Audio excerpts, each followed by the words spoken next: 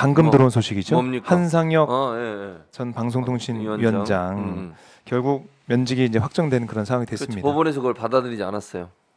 이 집행정지 신청을 냈는데 그러니까요. 안 됐습니다. 그래서 어떤 얘기를 했냐면 사회적인 이제 혼란. 그러니까 방송 이렇게 얘기했습니다. 방송 중립 수호 직무를 방임했다라는 게 법원의 판단이에요. 직무 계속하면 방통위의 신뢰를 저해한다. 중립을 어떻게 방해를 했죠? 라고도 서울행정법원이 판단을 했습니다. 이렇게 다시 또 읽어드리면 면직 처분의 효력을 정지해서 방통위원장 직무를 계속 수행하게 할 경우 방통위 심의 의결 과정과 결과에 대한 사회적 신뢰뿐만 아니라 공무집행의 공정성과 이에 대한 국민의 신뢰가 저해될 구체적인 위험이 발생해서 공공복리에 중대한 영향을 초래할 우려가 있다. 이어서 특정사업자의 편향된 결과가 초래된 사실이 널리 알려졌고 방통위 공무원과 신청인이 기소됨에 따라서 방통위가 정상적인 업무를 수행하는 게 곤란한 상황에 처했다. 글쎄요. 납득이 안 가요. 이게 뭐 이렇게 된다 그러면 이게 지금 업무에 복귀하면은 방통위 심의 의결 과정 결과에 대한 사회적 신뢰가 무너진다. 왜? 뭐 이런 얘기를 하고 있는 것 같은데. 왜? 그게 뭐? 면직 처분된 거 자체가 문제가 있다라고 한상혁 전 위원장은 주장했지만 그렇죠. 재판부는 그것보다 복귀하게 될 경우에 뭐 이런 혼란 이걸 좀 걱정하는 부분이 있는 것 같아요. 그게 저는 이해가 안 된다니까요. 그러니까 복귀할 때 무슨 혼란이 있다는 거죠? 복귀하면 혼란스러워지나요, 뭐가? 그럼 복귀 안 하면 안 혼란스럽나요? 지금의 방통위가 제대로 돌아가고 있나요? 지금 파행 운영되고 있죠. 2대 1로 계속 이제 결정이 나고 있고. 원래 5명이잖아요. 네. 방통위가 5명인데 3명이 있어요 지금. 이유는 민주당 추천 방통위원이 한 명이 그러니까 퇴임을 했죠. 그러니까 퇴임을 했는데 그 다음으로 최민희 전 이제 의원을 국회에서 통과를 시켜놨는데 대통령이 지금 임명을 안 하고 있어요. 그렇죠. 그러니까 이제 거기 공석이 돼버렸어. 거기다가 한상혁 방통위원장을 면직 처리해가지고 그분도 못하게 됐잖아요. 그냥 거기도 공석이야. 2개 공석되니까 3개만 남았어요. 5명 중에. 근데 3개 중에 지금의 국민의힘 추천이 2명이에요. 그러니까 정확히 얘기하면 한 명은 국민의힘 추천, 한 명은 대통령 추천. 그렇죠. 그렇게 2명이 들어와 있고 예전에 임명됐던 김현 민주당 추천 몫으로 된 김현 의원이 지금 있죠. 이게 3명이잖아요. 이 자체가 불완전한 거예요. 원래 5명이서 그리고 방통위는요 합의제 기구예요. 명확하게 이게 설치법이 그렇게 돼 있어요. 합의제 기구라고. 독임제, 합의제 두 가지 차이는 뭐냐면 독임제는 장관들을 얘기해요. 예를 들면 뭐 행안부 장관, 국토부 장관 이런 사람들은 대통령의 참모로서 혼자서 그 부서 전체를 운영하잖아요. 그러니까 독임제 장관은 대통령이 직접적으로 행사될 수 있겠죠. 그렇죠. 그러나 방통위는 방송의 중립성, 공정성 때문에 그렇게 하지 말자고 합의를 해서 합의제 기구로 만들어놨어요. 그리고 그 5명 의원 중에 3명은 정부와 여당이 추천을 하고 2명은 야당이 추천해서 거기서 합의를 이끌어내라. 그런 목적과 취지로 만들어진 게 방통위예요. 근데 지금 합의를 거의 안 해요. 3명 있는데 그중에 2대 1이잖아요. 지금 국민의힘과 정부 추천이 2명이고 민주당 추천이 1명이야. 그럼 표결하면 어떻게 되겠어요? 뭐 당연히 이제 정부 여당 입장 정부 여당 측이 다를 수밖에 없죠. 그러니까 합의제 기구의 원래 목적은 표결 처리보다는 의견을 모아가지고 합리적으로 해라. 정부 여당이 너무 강하게 본인들의 주장만 하게 되면 편파성이 생기니까 그런 의도로 만들어준 곳에서 그걸 완전히 무시하고 깡그리 무시하고 2대 1이라는 이유 하나만으로 대행을 하고 있는 김효재 상임위원 있잖아요. 그 사람. 그 사람 막 맘대로 지금 질주를 하고 있어요. 심지어 김의원 의원이 사무처에다가 요청한 게 있어요. 자료 달라고. 그러니까 이거 결정하기 전에 자료를 좀 보자. 이번에 그 시행령 고치는 거 있잖아요. KBS 수신료 분리징수. 시행령 고치는 걸 방통위에서 정부로 넘겼는데 원래 시행령을 고치는 부처에서 넘기기 전에 제도 규제심사위원회인가 그런 게 있어요. 규제심사위원회인가 뭐 이런 게 있어. 국무조정실 산하에 규제심사위원회라는 곳이 있는데 그곳에 먼저 보내서 이게 문제가 없는지 이 시행령이 충돌은 안 되는지 이걸 검토를 받아요. 근데 의원들한테 검토해달라고 올릴 때 거기를 갔다 오지 않은 상태였어. 그러니까 당연히 규제심사위원회를 갔다 와서 문제가 없다고 할 때 올려서 심의를 하더라고 이걸 해야 되잖아요. 그걸 안 했어요. 그래서 그 관련된 거 좀 왜 보고 안 했는지 사무처에 얘기해서 알려달라.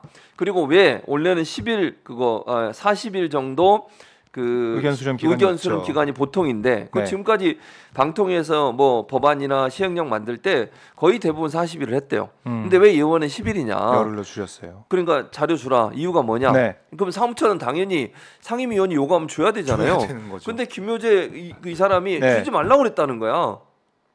이게 말이 됩니까 이게? 아니 이건 뭐 진짜 웃기는 거예요. 방통위 직원들도 웃기는 거고. 예. 이거는 있을 수 없는 일이에요. 위원은 거기 차관이에요. 차관 위원이 상임위원들이 위원장만 장관이고 그럼 아무리 야당에 추천한 사람이라 하더라도 그 사람은 지금 현재 직책을 수행하고 있는 거잖아. 네. 사무처는 당연히 차관인 위원이 요청한 자료를 제출해야 될 의무가 있는 거예요. 네. 그래서 막 밀어붙여 지금도. 네. 그래요. 그러니까 이게 어떻게 보면 이례적인 상황이 계속 반복되다 보니까 그냥 밀어붙이기식 그게 진행이 된다라고 볼 수가 있겠네요. 그렇죠. 근데 앞으로도 네. 저는 그러면 그렇지 않아도 내가 이제 여기 방송 오는데 오마이뉴스 기자가 전화했어요. 네. 다른 기자가 취재한다고 맨날 나한테 전화해. 전화하지 마세요 이제부터. 왜요? 맨날 나한테 물어봐. 이게 이제 나한테 답 좀 잘 해주세요. 아 그래요? 나는 박 기자한테만 해주려고. 딴 기자한테 안 해주려고. 오로지 박정우 기자만. 왜 그러세요? 네가 좋아. 자 좋으면은 얼굴 한번 좀 보여주세요. 제가 입을 막고 있겠습니다. 여러분 그래서 네. 오마이뉴스 기자가 저한테 전화를 했습니다. 그래서 물어본 게 뭔지 아세요? 네.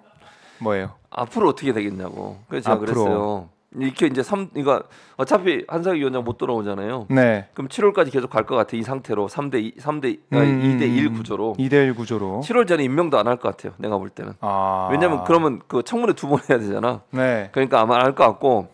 그럼 어떤 일이 벌어지겠냐고 그래서 내가 그랬어요. 첫째, KBS 이사를 이제 일단 그거 시행령 통과시킬 거다.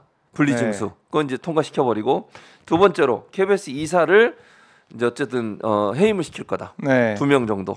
그리고 지금의 국민의힘 추천으로 2명을 집어넣을 거다. 그럼 방통위에서 하는 거거든요. 그렇죠. 2대 1이잖아. 네. 그러니까 국민의힘, 그러니까 예전에 민주당이 추천했던 두 사람을 해임시켜 버리고 새로운 두 사람 집어넣고 그다음 사장 해임안을 내는 거예요. 정윤주 사장처럼. 예. 그런 절차를 갈 거다. 그리고 나면 이제 MBC를 타겟으로 할 거다. 네. 제가 예측하는 거. 두 번째, 지금 방통위가 김효재 이분이 감사 인원을 엄청 늘렸어요. 파견 받아가지고 지난번에 여기서 얘기했었죠 한번. 네, 감사위원을 늘리고 그러니까 있다. 감사팀이라고 그러죠. 네. 감사팀이 원래 2명인가 있었대요 방통위에. 어. 근데 그 인원을 9명을 파견을 받았어. 경찰에서 4명인가 하고 검찰에서 3명, 감사원 막 이런 데서 파견 인력을 받은 거예요. 네. 숫자는 제가 지금 정확하지 않으니까 약간 틀릴 수 있다는 거 말씀드리고요. 그러나 9명 정도의 예부 인원이 감사원, 경찰, 그다음에 검찰, 국정원인가? 정확히 지금 모르겠어요. 어쨌든 이런 기관들 받았어요. 국세청 이런 데서 파견을 받아가지고 감사팀을 강화시켰어요. 그리고 어디를 감사한 줄 아세요? 2군데예요. EBS. 그다음에 또 한 군데는 방송통신심의위원회. 정현주 이사장이 있는데 지금 위원장이 정현주예요. 예. 거기도 지금 6대 3이거든요. 예전에 정부 예전에 문재인 정부 때 여당이 6명, 예. 그다음에 야당이 3명이에요. 그러니까 그것도 한번 바꾸려고 하는가 봐. 야, 그러니까 예전에 MB 때 우리가 봤던 그런 현상들이 그대로 반복이 하는 되는 거다. 그러니까 이 이사 방통위를 어떻게 보면 가지고 오고 그다음에 이사들 공영방송 이사들을 바꾸고, 날리고 그다음에 사장 바꾸고 이런 절차예요. 그대로 이 프로세스를 가고 있는 것이고 지금 같아요. 7월 31일까지 이런 비상체제, 임시체제로 가다가 이동관 특보가 오는 그 그림이다. 그렇죠. 그래서 아마 이제 7월쯤에 청문회 하고 예를 들면 8월에 임명하면 되잖아요. 7월 말이 임기니까. 그러면 청문회를 한 번만 해도 되잖아. 8월 전에 임명이 되면 또 한 번 해야 돼. 그렇죠. 그러니까 남은 임기 이제 하고 임명은 8월에 하는 거지. 한 번 하고. 뭐 지금 이제 2대 1로 해도 뭐 상관없다는 생각할 수도 그렇죠. 있겠네요. 저는 똑같다. 이동관이 오든 안 오든 지금 구조로 가도 그냥 밀어붙이잖아. 지금 시행령 계속 밀어붙이고 있잖아요. 그러니까 전혀 이 체제로 하는 것도 나쁘지 않다고 보는 거야. 그래요. 좀 안타까워요. 그러니까 만약에 이제 저는 이런 생각을 하지. 최민희 의원이 들어갔다고 하면 2대 2가 되는 거잖아. 못 하거든. 그러니까요. 그것도 이제 막고 있는 것 자체가 이 2대 1 구조를 머릿속에 그리고 그렇지. 이렇게 하려고. 그럼 2대 2가 돼 버리면 못 해요. 마음대로. 그렇죠. 표결 들어가도 동수가 나오잖아. 그러니까 이 구조를 계속 가는 거야. 그래서 최민희 전 의원을 임명 안 할 거라는 거예요. 앞으로도. 앞으로도. 네.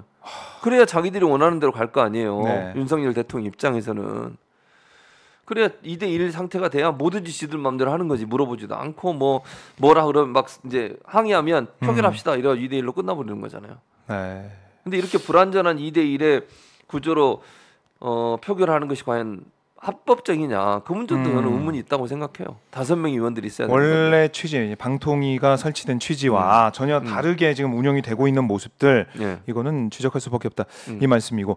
자, 그러면 이동관 특보는 임명을 하는 걸까요? 저는 할 거라고 봐요. 지금 그렇지 않아도 김의원 의원이 그것도 사무처에 항의를 했어요. 네. 뭐 항의한 내용이 뭐냐면 지금 언론에 나왔잖아요. 보도가.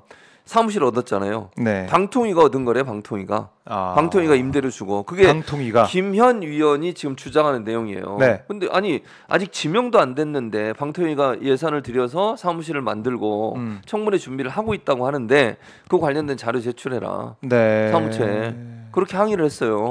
그러니까 물론 뭐 언론에 보도는 됐지만 확인된 건 없어요. 지금 상황에서. 그러니까 뭐 정확하게는 모르겠지만 그게 사실이라면 이건 대단히 웃기는 상황이잖아요. 벌써부터 이제 아니 임명도 하고 지명도 안 했는데 그 사람에 대해서 그 청문회 준비하는 팀을 미리 만들고 그걸 예산을 들여서 사무실을 만들고 이러면 안 되는 거 아니에요?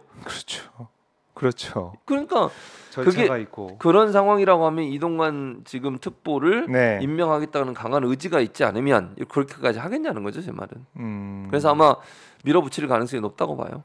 자, 그러면 그 MB 때의 이른바 언론 장악 그동안 우리가 많이 봐왔던 뭐 종편도 만들어지고 그다음에 공영방송 사장도 다 지금 물러나게 되는 정현주 사장이 그때 물러났죠. 그때 또 이제 방통 심의위원 근데 또 쫓아내려고 그래. 그게 좀 반복이 될 수밖에 없다. 안 물러날 겁니다 끝까지. 그래요.